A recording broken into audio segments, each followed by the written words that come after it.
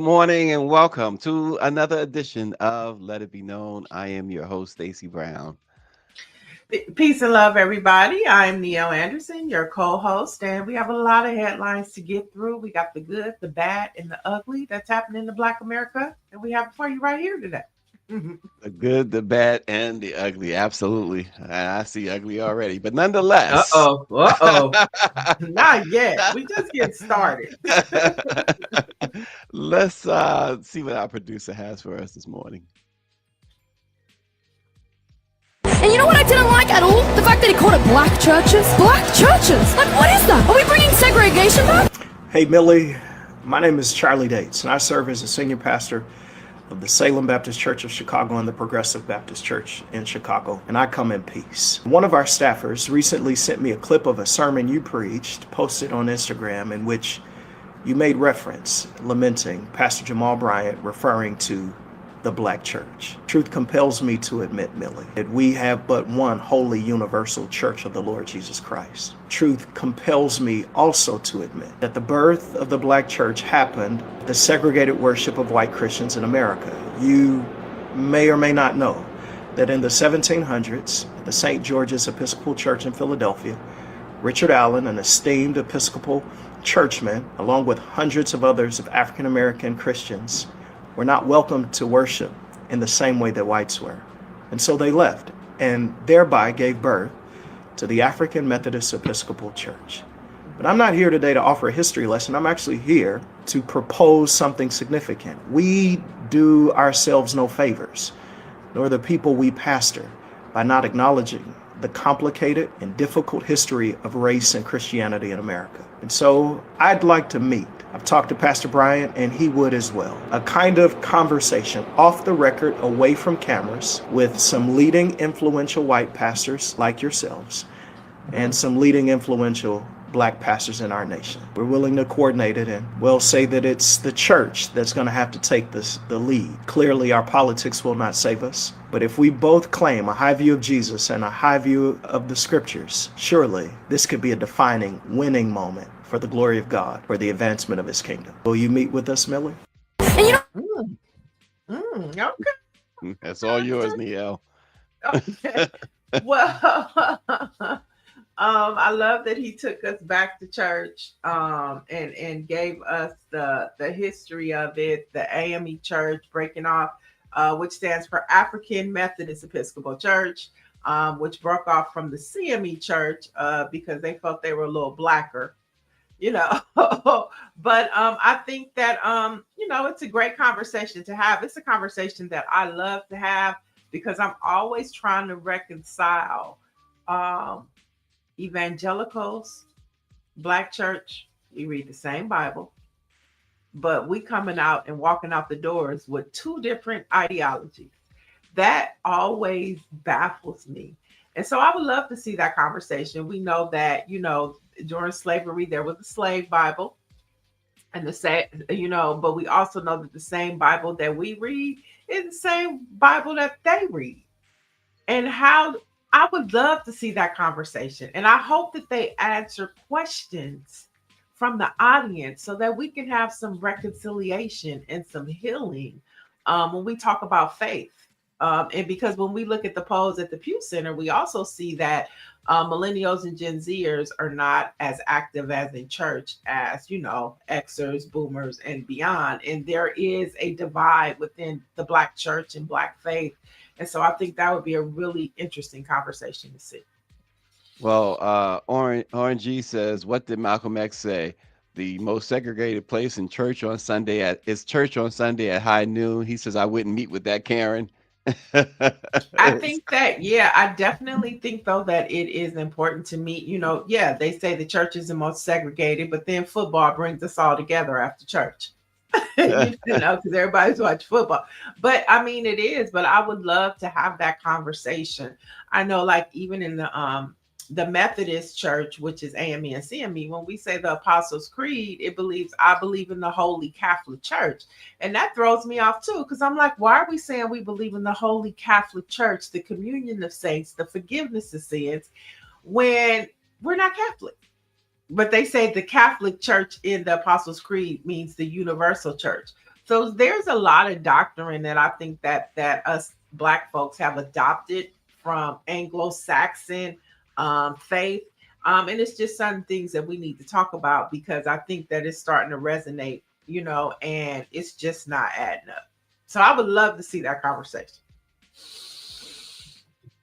I would love to see it. So there you have it.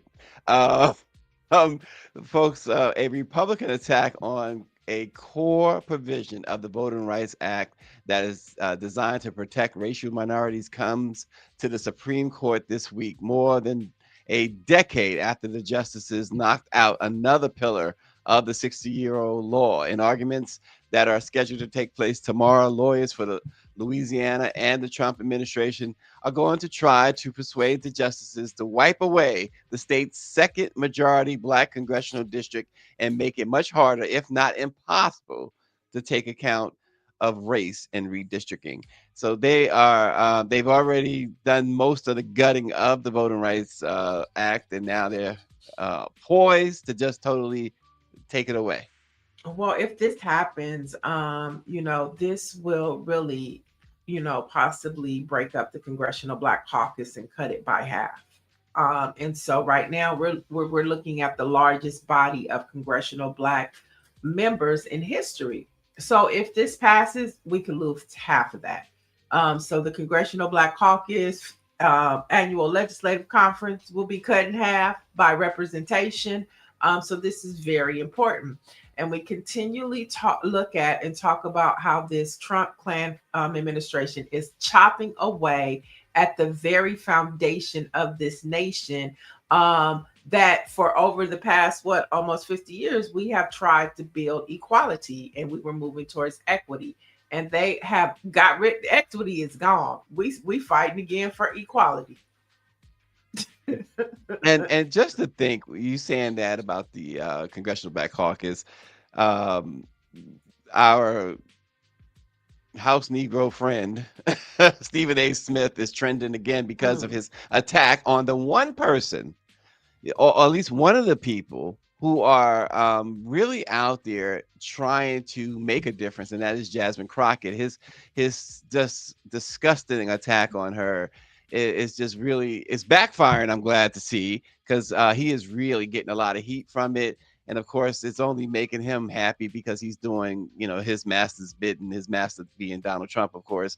But the fact that he went after her and is going after Jasmine Crockett for being a, quote, loudmouth is really rich, coming from the loudest mouth and the emptiest of wagons, that is Stephen A. Smith. For sure. I mean, I know that Serena Williams' husband checked them, as they say. Yeah, it doesn't stop what Jasmine Crockett is doing. And Jasmine Crockett is really building political power, boots on the ground. She was actually out here in LA yesterday, meeting with Black pastors, talking about how important Prop 50 is. So even still, as Congress is still shut down, she is still on the front line, traveling. She's in California, LA, talking about why Prop 50 is important. And I think it goes to your first story, because, the not only are they doing it in the Supreme Court, but they're doing it in other states. And so as of now, California is the only state to stand up to this Trump Klan as to what they're doing. But in the meantime, other states are racking up to build seats. We know in North Carolina, Republicans have announced they will redraw their maps for Trump to gerrymander the state to pick up one seat. So California can't do it alone. And so speaking of Jasmine Crockett, while Stephen A. Smith is attacking her, she's boots on the ground talking about what's happening and even preparing us for the midterms a year in advance. Yeah. Stephen A. Smith is disgusting. It's just as disgusting as you can be. Again, I say that too, because you look at I said this before, the platform that he has, the fact that black women in general, but certainly black women in power have gone through heck, as they say, or HE double hockey sticks with this president, and others, not just this president, but in history. And this young lady, Jasmine Crockett, Representative Jasmine Crockett, has risen to the challenge time and time again, I should say. Um, and it's not the only one, because you point out there's a couple of others, but certainly at the forefront of those who are showing backbone. And for a Stephen A. Smith and his platform, stay with sports. I mean, you are average at that at best. So stay there. And ESPN has overpaid you and overplayed you. So stay in your lane. He wants so badly to be in everybody's mix. He has no idea the flavor, but he wants to be in everybody's mix.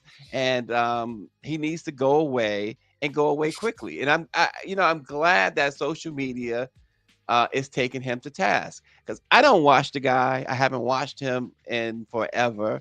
And I get the clips like everybody else every time he says something that shows that he is that we sick boss type of black man.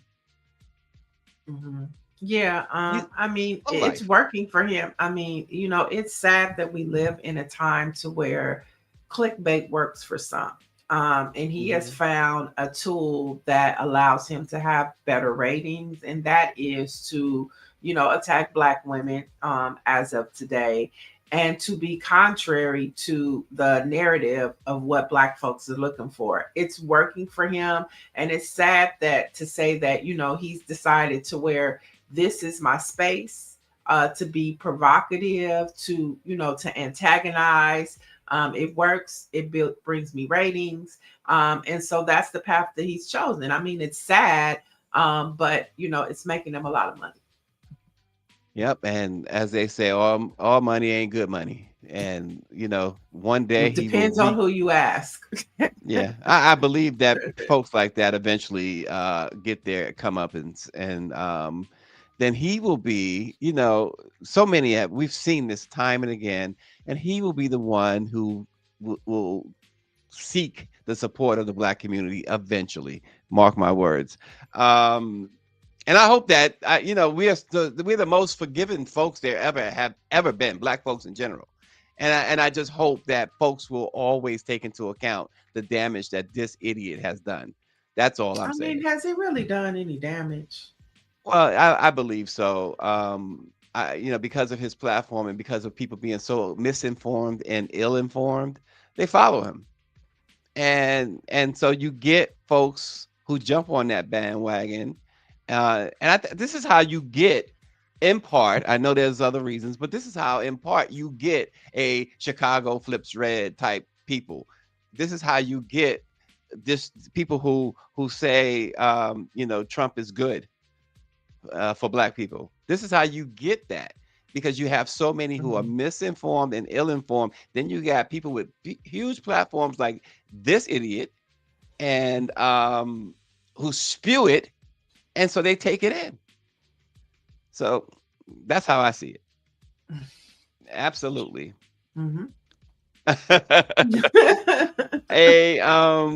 I agree, disagrees, but Dr. Joni agrees, and a couple of others say they agree too. And Quinn says we cannot forgive him. So and somebody else, who's that? I just don't pay him any mind. I mean, that's caster, and I think like he's trying. I mean, but Yeah. And finally, RNG says being a sellout and a grifter is easy. It is all about the dollar. He has been a sellout for a decade now. He is just a rich sellout. So yeah. So anyway, folks, something else is going on. We've been talking about Chicago and what's been happening there, but I found this to be very interesting, Niele. A new line of protection has surrounded students in the Chicago public school system, armed with whistles and Know Your Rights pamphlets.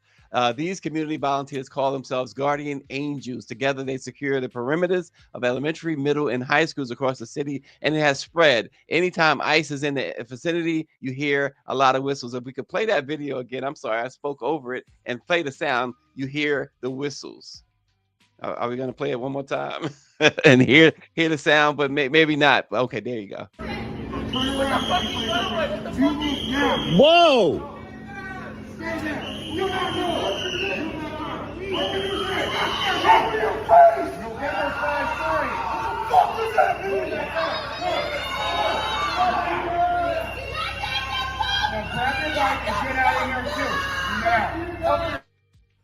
So they've taken to blowing whistles, loud whistles, when ICE is doing their criminality. Okay, giving us a little too short. Blow the whistle. Blow the whistle. Blow the whistle.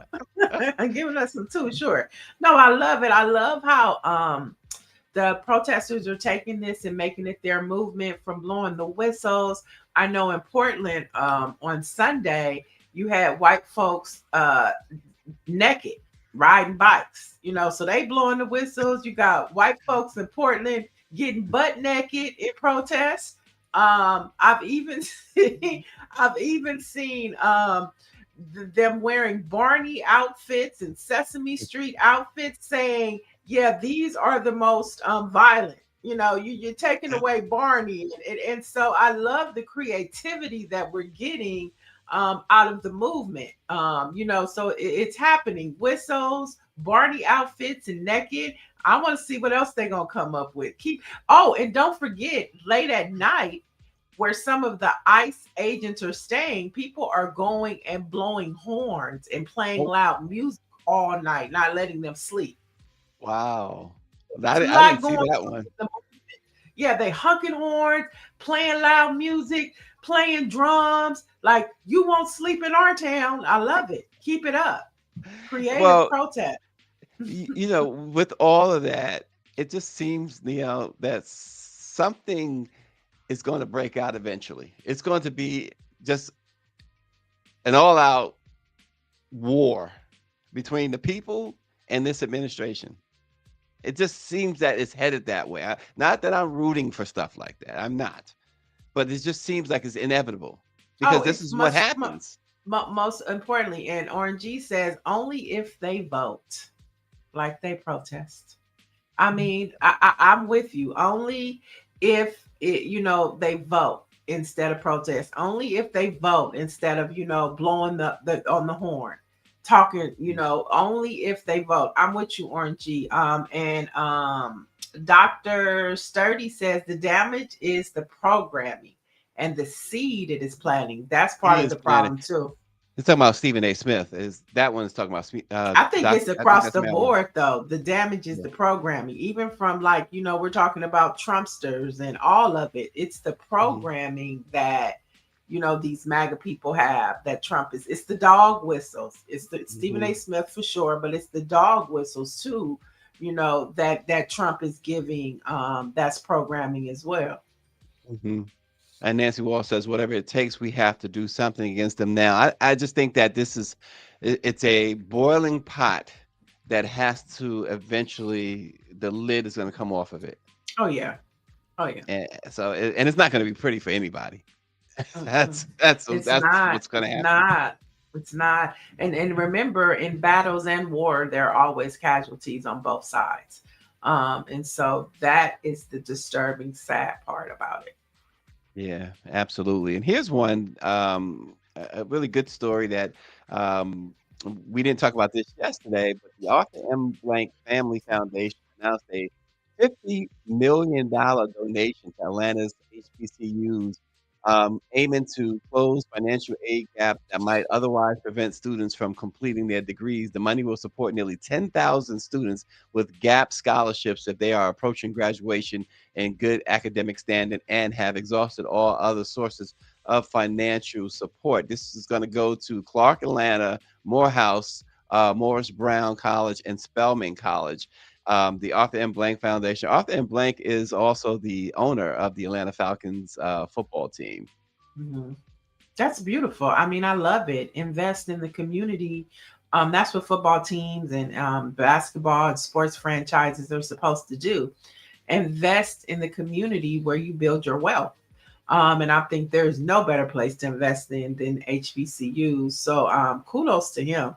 And especially as you look at how the Trump administration is trying to take funding away from different institutions across the country, PWIs and HBCUs. Really appreciate him. And is it Melinda Gates that also just made a huge donation to HBCUs? No, it was the was other it? philanthropist. What's her name? Oh, It's Bezos' wife. Wasn't it Bezos' ex-wife? ex-wife, right? Exactly. Yeah, it was his Right. ex-wife. Yeah, that did Yes. it. But Melinda Gates is a giver as well. But you need those type of allies to invest in, HBCUs. So I mean, I think that's a beautiful thing. I love to see it. But I want to go back to Orange G. He says when your local and state elections and only 40% of registered voters vote, we have a problem. Yeah, we have a huge voting problem in this country, and we have to figure it out. Like, why are so many people deciding not to vote, especially African Americans, and how do we make them see that their vote truly matters? I think we do need to figure that out, Orangey. Yeah, and might be always to the rescue. Mackenzie Scott donated to Mackenzie the Scott, United Negro College Fund $70 million. $1 million. Yeah, that's it's awesome that we can still say that there are some allies out there, because allies are definitely needed, and so very very timely, very much needed, and I'm sure that those schools down in Atlanta, and not just the schools that are benefiting directly from this, but the other schools will benefit too, because just on the thought that HBCUs haven't been forgotten about by these big time philanthropists, it really gives hope to the others. So it's a win-win for all HBCUs. For sure, most definitely. And so as we keep the conversation going, it looks like peace in the Middle East is more like, let's get the real estate party started. Okay. So I don't know if you guys paid attention to the news yesterday about the so-called peace in the Middle East that Trump and his son-in-law brokered. But according to the New York Times, Jared Kushner is one of the main architects behind the brokered peace between Hamas and Israel. Now, his plan envisions a massive reconstruction and real estate projects along the Gaza coast, describing the area as prime waterfront property. Now, critics say the so-called peace plan looks less humanitarian recovery and more like a profit-driven redevelopment scheme on land devastated by genocide. So this so-called peace plan is not being written by diplomats, but by real estate developers. And that is a huge problem. And so when you look at what happened, Stacy, when I looked at the whole thing from a perspective, I remember during Trump's administration, Jared Kushner was heavily over in Israel buying up all of those settlements. And so when you look at what's happening now, it makes you think, did they want to bomb Gaza and decimate that land? So now it's nothing left but to reconstruct the land? And who gets the deal? The Kushners and this man right here, Steve Witoff. There you go. It's always you always have to look behind the curtain when it comes to this president and what he's doing. It's always about how much is in it for him. Dr. Nicole said they will build casinos on those people's graves. Right. Shaking my head. Yeah. Yeah, it is horrible when you think about, when you take a step back and you look at, what's happening to the Palestinian people. It is like they decimated that land, blew it up. You look at that Gaza Strip now, and all of the apartments and all of the housing is gone. And guess who's there to pick up the pieces? Jared Kushner, the son-in-law of Donald Trump, the husband of Ivanka Trump, and this gentleman right here. So peace is being written by real estate developers, not diplomats. And you have people like Hillary Clinton applauding the work. And Biden and Clinton sending Bill and Joe sending messages of congratulations on the so-called peace deal, as RNG says. Yeah, it's come on. It is, and so I think this really takes us into our conversation about colonizers, right? Reparations. The Gaza people are going to need some reparations because their land is literally being stolen from them by Jared and Steve and Netanyahu and Donald Trump.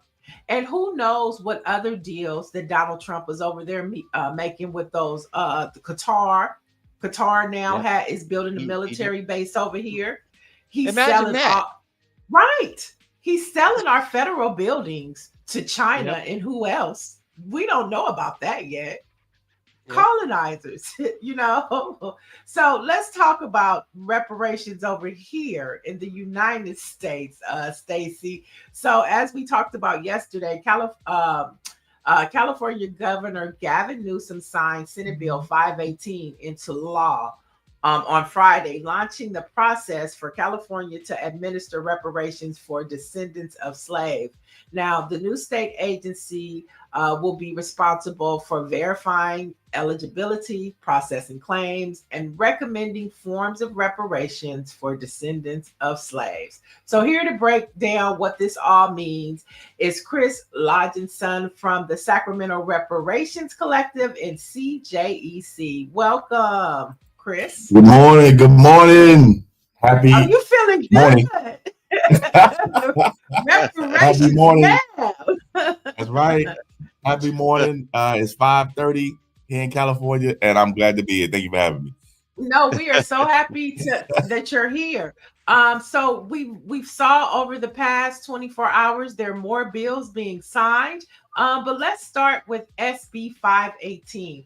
Talk to us about this bill and what it means for Black Californians.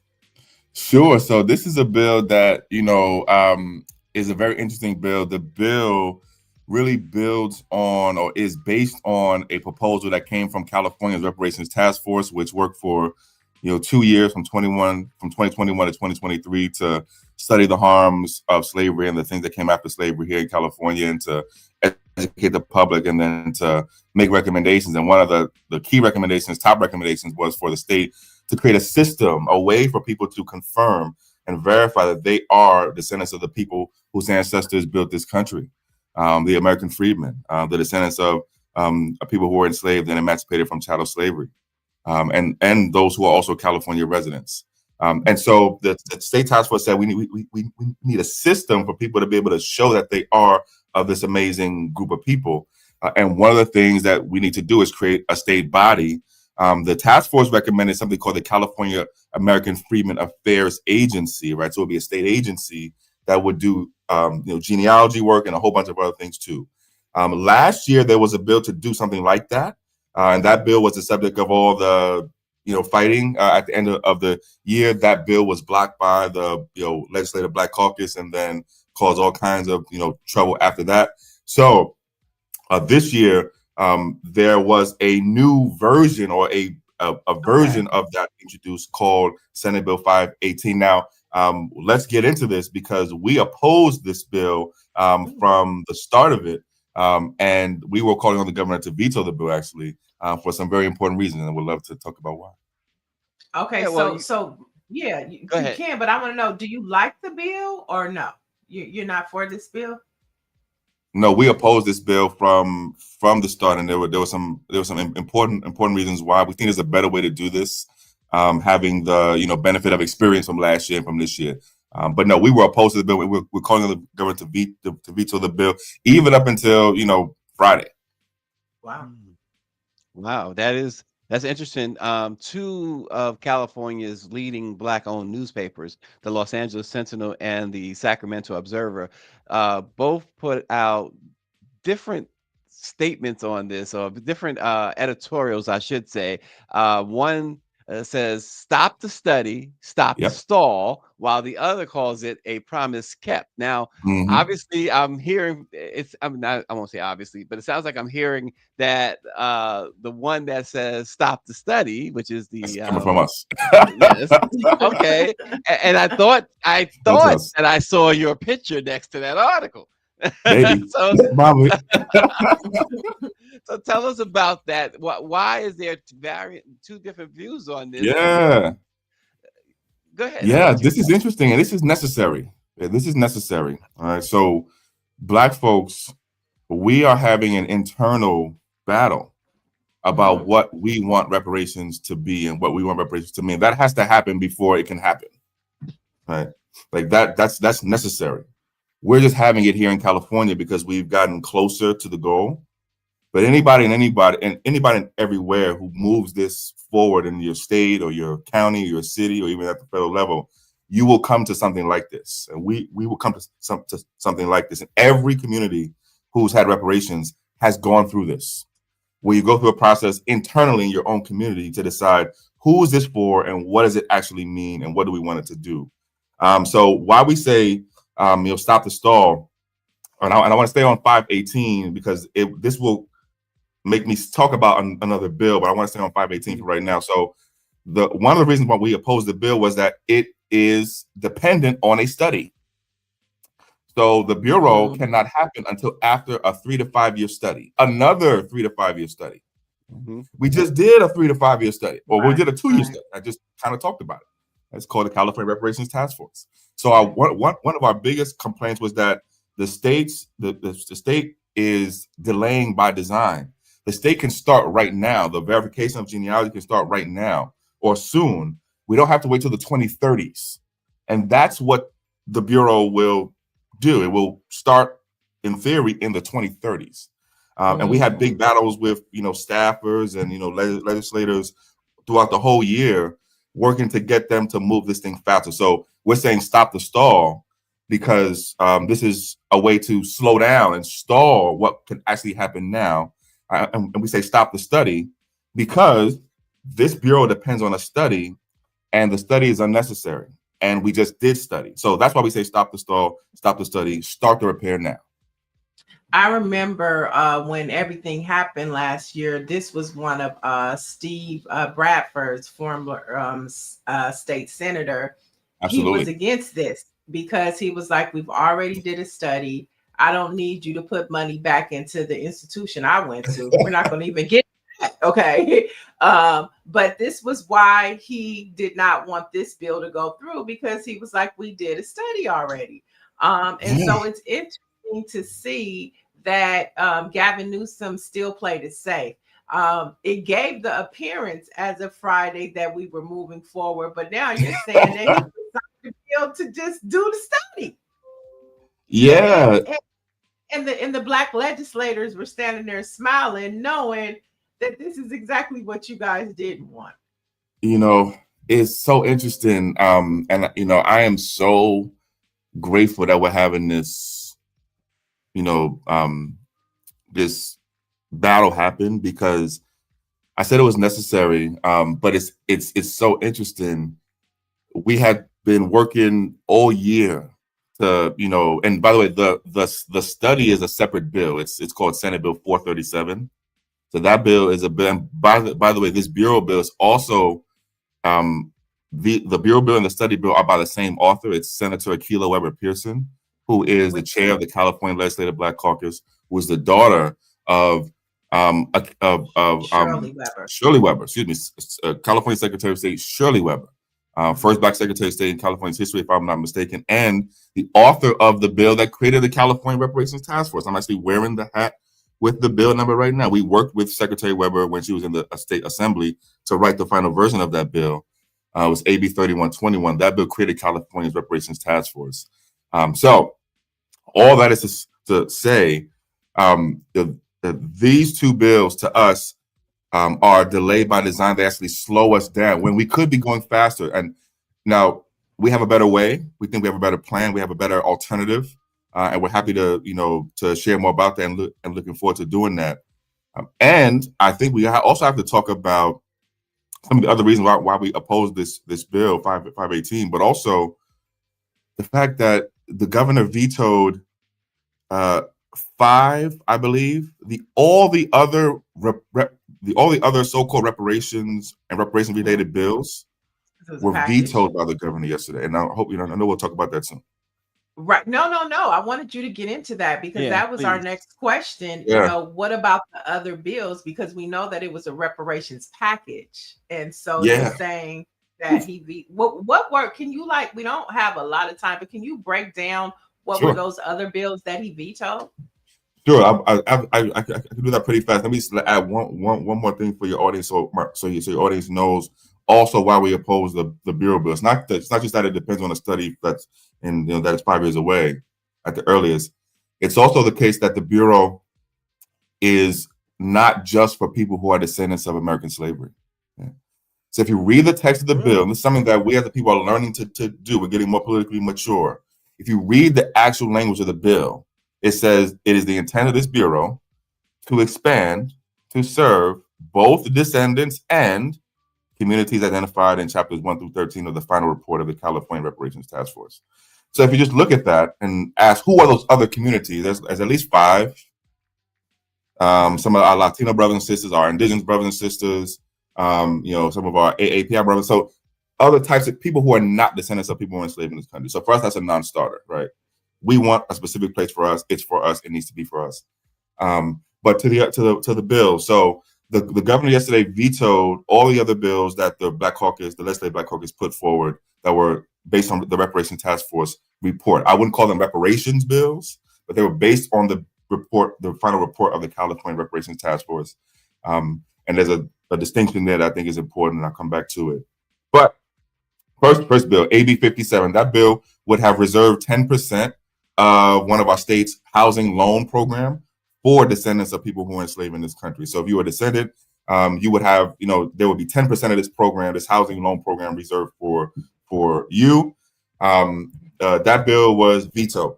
The governor also vetoed AB 62. That bill would have created a legal claims process for you if you believe you were the victim of a racially motivated taking of your property by the state of California. That bill, AB 62, was vetoed. The governor vetoed AB 7. That bill would have provided admission preferences to students who were descendants of those who were enslaved in this country. So if you were a student and you were a descendant and you want to go to college, you would get a preference in admissions to go to state schools in California. Vetoed. The governor also vetoed AB 742. That bill would have said to our licensing departments in California that they need to speed up the licensing, the professional licensing for people who are descendants of those who were enslaved in this country. Vetoed. The only thing that the governor signed a part of that package was the 3 to 5 year study, and the bureau 5 years away. That the study that already happened. Happened. It took 2 years, hearings, heard from the community, 1,100 page study, and he wants to do another one.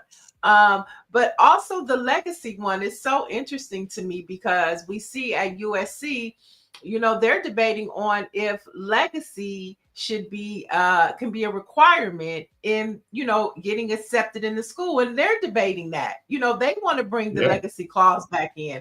But I want to talk to you about the $12 million. Now, you talked about what was vetoed. There was $12 million allocated to reparations. Talk to us about how that money, where that money is, and has it been dispersed, and who it's going to. Don't this get more interesting? This is like a movie. Okay? This is a movie. If any producers out there, the documentarians, I don't know the word exactly, but I think this is a story here. So last year, the state, for the first time ever, to the state's credit, to the governor's credit, to the legislature's credit, to the community's credit, last year, for the first time in California history, there was money in our state budget, line item for reparations. Okay? Specifically, it was line item or in the budget for, quote, reparations implementation. That's what it said in the budget bill. And it said, hey, when y'all, basically, when y'all pass your reparations bills, use this money to do them. Because you can't do none of this without money. Right? And this is something that we have to. I'm going to say this very loudly. There's no way to do reparations without money. Okay. Right. Right. Black people, you should not be saying out loud, do reparations without money. Okay, we should not be saying that or even getting close to that, because there are people who are listening in the legislative halls and decision makers who do not want to do money. And so when you say that, you're helping them. Okay, even if you believe that personally, I'm just giving you're making my job way harder. Okay, when I go into those buildings, they say, "But your people, Chris, they don't want the money. They want programs and other stuff and stuff. They don't want cash." Well, that's a lie, right? That's a complete lie. BS. Complete BS. But back to the money. So, that $12 million did not get spent last year, though. Okay, because all the bills that needed money to do anything got blocked. Okay, so the money sat there for a year. This year, the governor and the Black Caucus changed what happens with that money. Instead of going to reparations implementation, that $12 million, they split it up. They're giving $6 million to this study. So give half to a study, and then give the rest, or almost all of the rest, or another $5.5 million to a nonprofit called the Tides Foundation, for them to give out to other nonprofit organizations to do reparations education activities. Okay, so nonprofit organization funding is going on. There's about $500,000 that was foundation. Come on.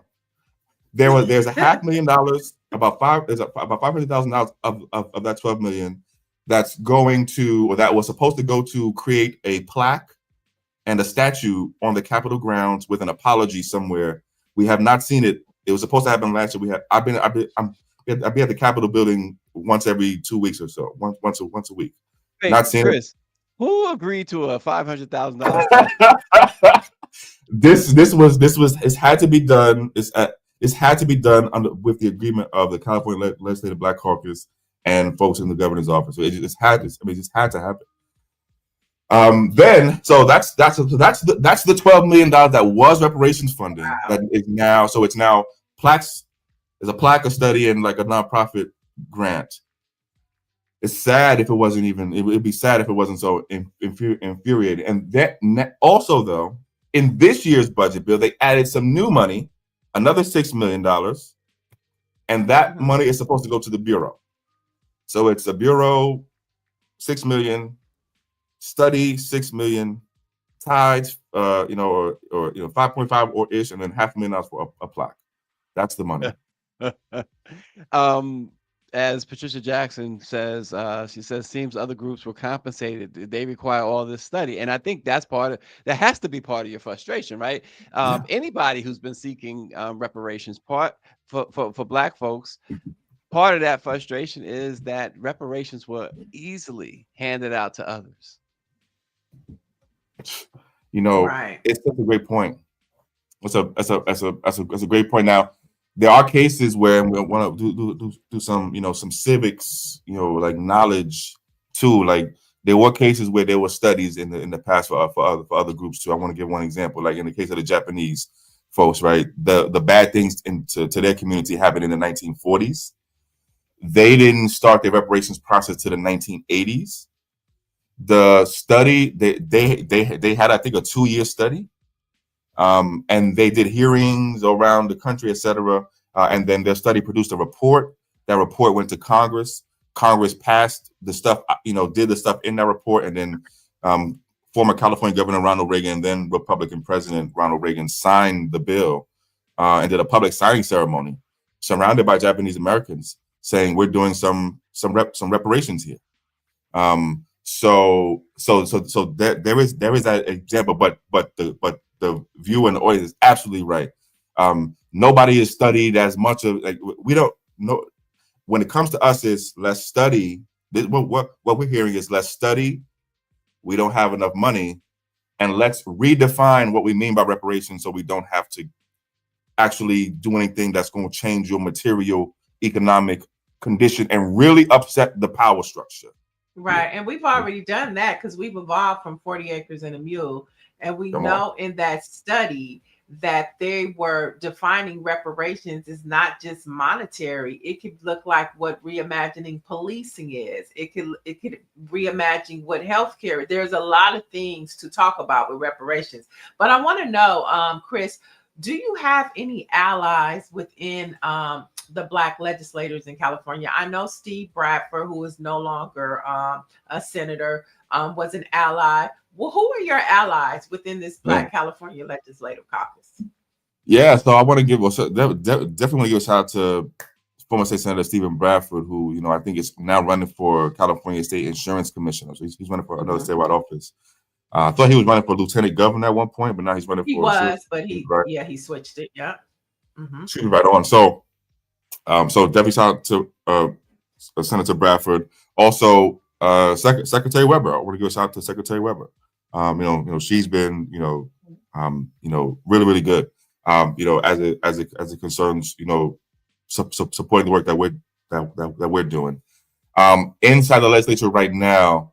So I want to give a shout out to Senator Laura Richardson of the California Legislative Black Caucus. We actually just got a bill. She's fresh back in. Okay. Yep. Yeah. And she has Steve's old seat. Right. Yeah. So she did. So we just got a bill signed with her by the governor yesterday.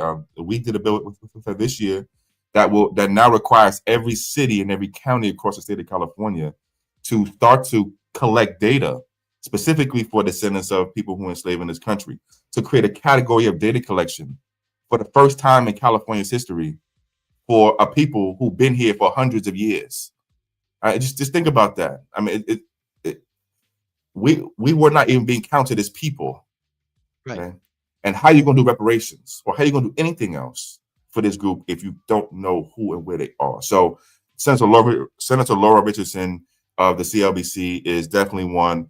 There are a bunch of folks in the Capitol, both inside the Black Caucus and outside the Black Caucus. But we make the point that the Black Caucus cannot and does not own this work. People who are not Black Caucus people should be doing bills too. If we really believe that this is a thing that we want people to support from outside our community, then we expect non-Black legislators with large Black populations in their districts, or who just care enough about the Black Americans in their district to do something and not depend on or say, which is what we hear, Chris, I don't know if I want to do this bill or this thing because what if the Black Caucus doesn't like it? Okay? Well, it's different. We elected you, non-Black senator, to represent the Black people in your district, not to give your decisions about all things Black to Black legislators from another part of the state. Okay. But you've only named one legislator. You only named one Black one. Are you telling me there's only one Black legislator that you can identify? No, there are definitely some. I mean, I would say for the most part, most of the newer Black Caucus folks, I think are open to, and I think we have some good relationships with. So like Sade El Hawari, Senator Laura Richardson, Aisha Ransom, Isaac Bryan. So brother Isaac Bryan has been very, very interesting in this work. Very interesting. Very interesting. I want to keep it there. Chris, let me interject though, because Evanston, Illinois is always sort of a benchmark. Small town outside of Chicago. They did the reparations back in 2021. Eligible residents received $25,000 for housing related expenses such as home repairs and mortgage payments. Now, I know Boston is doing the same thing, or at least trying to do the same thing there in Massachusetts. But Evanston has always been the benchmark, or not always, but it became the benchmark. Now, of course, just like everything else under Trump's DE&I, the Judicial Watch is suing Evanston to try and stop that program. That's another. I mean, that's further down the road than we're way further down the road to where California is, because you're still trying to get reparations or an agreement for reparations. But those are some of the obstacles that these lawmakers must see. You see, how do you get around this when you have well-oiled machines that even if the state passes and starts to implement reparations, you're going to have these challenges by conservatives, by Trump supporters? Yeah, we expect, and we've been expecting for years and anticipating for years that there'll be legal challenges to what we do. We're doing something kind of new here. We're not saying that this effort for reparations should be because of your race. We're saying that it should be because of your lineage, your descendancy from chattel slavery in this country. Right. And that's a new approach. At least it's new to our era. It's old in the sense that that was what was happening in the late 1800s after the end of the Civil War, right? We had Freedmen's Bureau Acts and Freedmen's Acts of Congress, right? When we say freedmen or American freedmen, that's just another way to talk about the people whose ancestors were enslaved and freed from chattel slavery in this country. So yeah, it's newer to us. I mean, it's newer to us, but it's not new. This approach that we're taking, and it's important that we're taking this approach because it has legal and constitutional implications. It's part of the reason why we have been working to lift back up this concept of American freedmen as a political status and a way to talk about our people, is because of the legal and constitutional grounding that it has. We think it protects us and helps us, avoid any challenges against what we're doing that are successful. Let me give you an example. So we're saying that you can do policies, bills, etc., for descendants of people who were enslaved in this country. That is something that we expect people to challenge, but we think that it's going to be legally okay. One, because the State Reparations Task Force here in California got some legal, I would call them legal opinions about it, or some legal testimony. There was testimony by some really important constitutional scholars to the State Reparations Task Force, and I want to say like February or March of 2022, specifically Professor Dean Erwin Chemerinsky of UC Berkeley, and he recommended, and we agreed that you can do things specifically for descendants, and even though we'll be challenged by people, that is legally okay because there's a long history of doing that going back to the Freedmen's Bureau. So that's that's the argument that we put forward, and we expect that will be successful. It's good to hear, Niele, that they are prepared for that side too. Right. I know. So there's like a celebration. It's like a catch-22. You want to celebrate because you see motion. It might be going backwards or forward, but you have some motion. So where does the fight for reparations stand now in California? You have Newsom signing this bill, which means another study needs to happen. Where does the fight for reparations in California stand now from your perspective? Yeah, so I was told by a mentor of mine not too long ago. He said something like, he said, "Real ships rock." Okay? Real ships rock. So what he meant by that was, when you're doing something in the real world, it don't always go forward. Like it's like a ship. Like a ship on the water is moving toward its destination, but while it's moving, it's rocking. Right? It's going back, right? It's going back. Right? It's not smooth.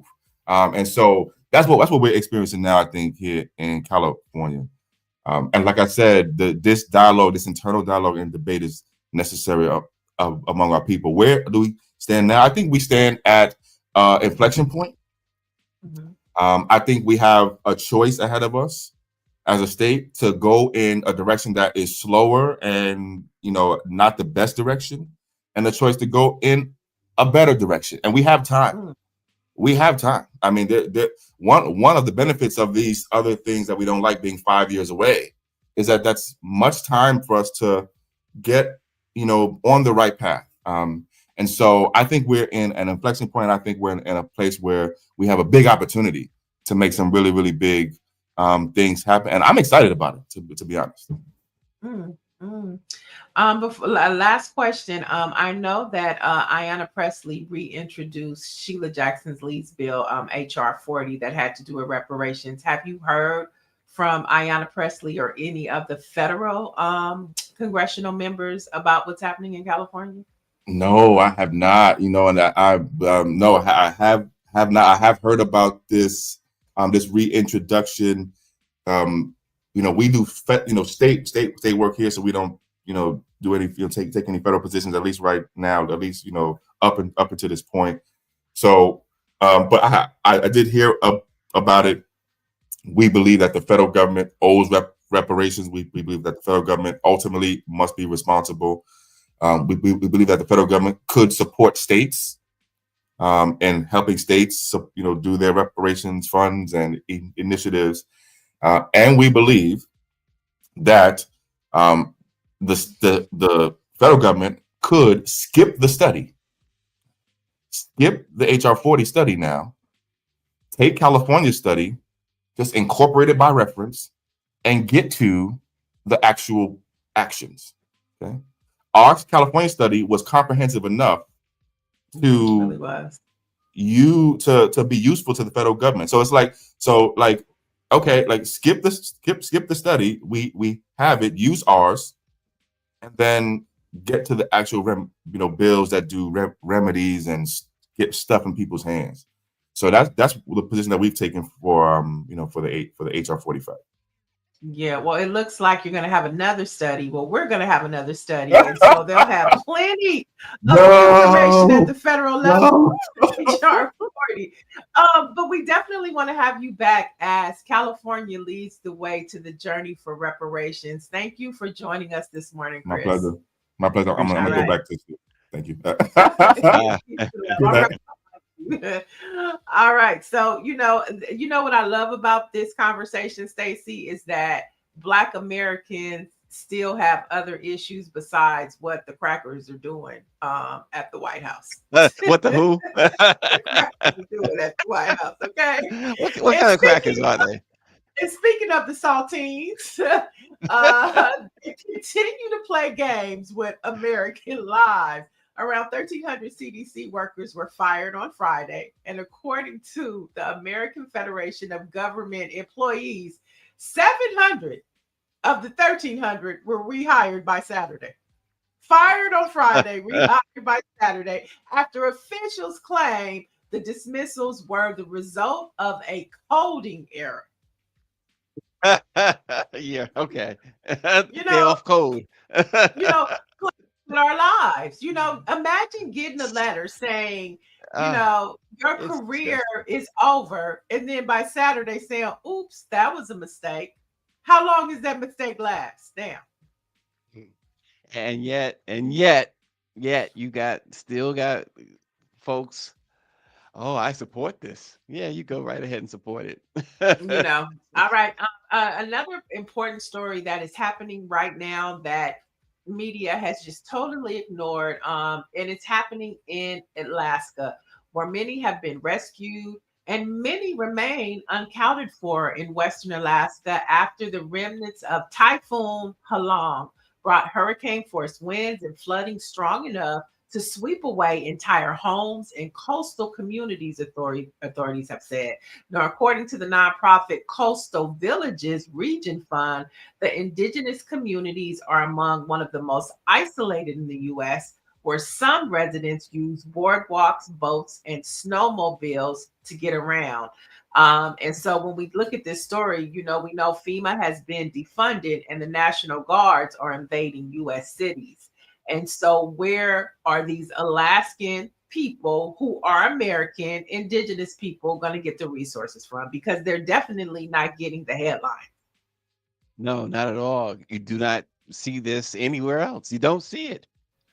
And it's not, it's so weird because someone asked me, and I'm trying to remember who, just a day or so ago, isn't Alaska a part of America? And I was like, why would you ask me that? And the question was about this. It's like, no one's talking about that. No.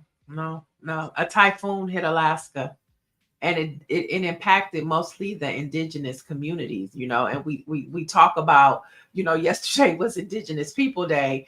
And the indigenous people need us, and there are no resources reported headed to Alaska. You have people on TikTok, you have the indigenous community crying out for help, for resources. They're missing people. And it's kind of reminiscent of what just happened a few months ago in Texas.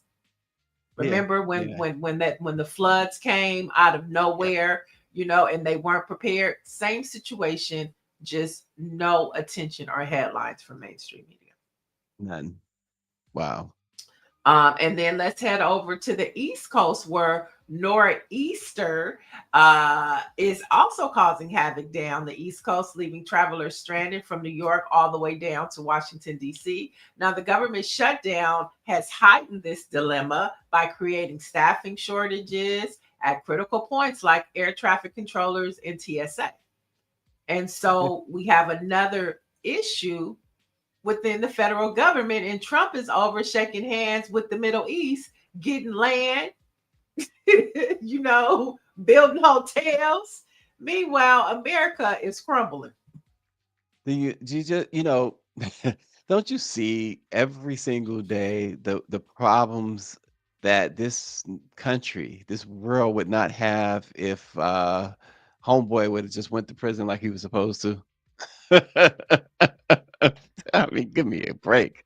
But we wondering how much time Diddy gonna get for prostitution. I'm just saying. Yeah. Make it make sense, y'all. Make it make sense, you know. But we definitely you know, we definitely have to pay attention to how we travel now. There's a lot of other things that are going on within the travel industry worldwide, which we'll get into tomorrow. But definitely let's keep the Alaskan and indigenous people in our prayers, because they are having lack of resources, lack of attention. People are missing, loved ones are crying. And America at this point, from a federal government standpoint, just doesn't give a damn. Not at all. That's where we at. You know, there you have it for today's headlines. Oh gosh, folks, here's some Black history facts for you. On this date in 1964, how about this resonating so loudly today? Dr. Martin Luther King Jr. received a Nobel Peace Prize for his work in the civil rights movement at age 35, which made him the youngest person to ever receive that honor. You know, it's a lot of talk about Nobel, right? It's a lot of talk about Nobel Peace Prizes. Some people actually earned it, right? And deserve it. Okay, they deserve it. Let's, you know, be clear.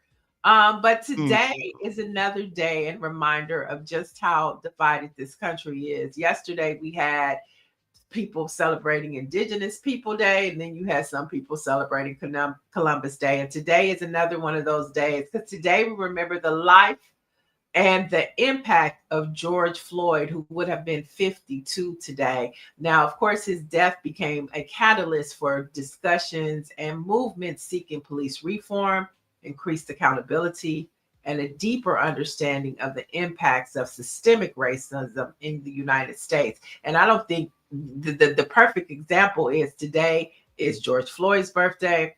Today is Charlie Kirk's birthday.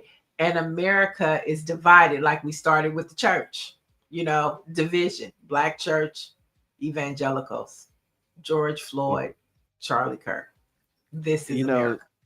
That was, and I hate to beat the dead horse, but I'm going to continue to beat it. When that happened, and all of these corporations, Target and others, oh, Black Lives Matter, and you had this global Black Lives Matter, everybody, we're going to do this, we're going to do that, or whatever. And I kept saying, I said to Dr. Chavis, I said to so many others, I said, this is a moment, not a movie. We got to make it. We got to make it more than a moment. These people are pledging this, they're pledging that. They only, for the next couple of months, I'm going to do this. For the next 6 months, I'm going to make them pledge and sign guarantees for next 10 years. Oh, no, it's, you know, things have changed. Yeah, okay. This is America. Don't forget that. And here we are just, 5 years later? And now we have corporate retreat from diversity. So here we are. Divided America. The Indigenous People Day, Columbus Day. George Floyd celebration, Charlie Kirk celebration. This is America. But on a brighter note, we can end the show talking about reparations. And to your point, you can see that Chris and what the reparations task force and organizations like his are doing is they're not giving up. And it'll be interesting to see how they respond to Governor Newsom. Although the headlines look pretty, we see that the devil is definitely in the details, and they're on top of it. Boy, the devil's all over. The details are everywhere. So our Black-owned newspaper of the day is the Inner City News. The Inner City News is the largest Black-owned print publication in New England, a weekly publication that is based out of New Haven, Connecticut. The Inner City News says it's dedicated to sharing and showcasing news and information important to all of the region's Black communities. So check out the Inner City News online if you're in New Haven, Connecticut. Hey, pick it up. I love that. And I saw on the cover of their paper that voting by absentee ballot, there's a lot of early voting happening right now, especially in the state of California when we talk about Proposition 50. And to your point, Stacy, you were talking about Jasmine Crockett. I don't know if I mentioned, but she was here yesterday. Did I mention that? No, you didn't mention that. Yeah, you did. You did. You did. Yeah, she was here yesterday. So, to get us to early vote. So early voting is happening across the country. Know your status, check your Secretary of State, check ballotpedia.org, vote, vote, vote. And for the latest in Black news and election news, you can head over to BlackPressUSA.com. Right. We'll see you tomorrow. Thanks for watching.